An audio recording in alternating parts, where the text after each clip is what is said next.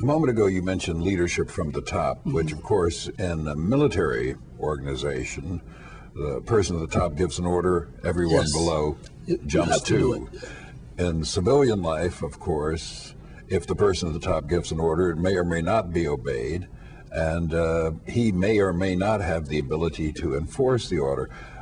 Can you compare these two examples and put the Brown decision there? President Eisenhower initially vacillates about it. That's right. And is not in favor of it, he's not against it, he That's really is quiet. And it's not until the crisis erupts in Little Rock in 1957 that he's forced to call out the military to integrate the schools. Is that a failure of leadership? In my way of viewing it, yes. You can't paint it any other way.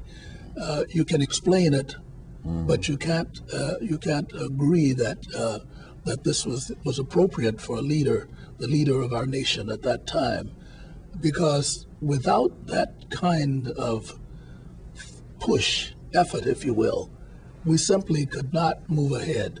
Now, as you said, when we had the eruption there in Little Rock, yes, he sent in the troops.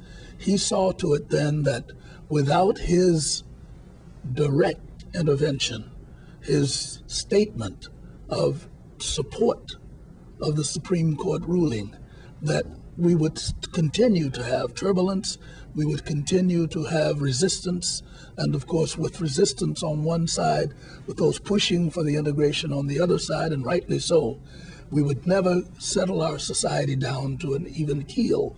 And so he saw this as something that as a leader, he had to come forward and to take a strong stand.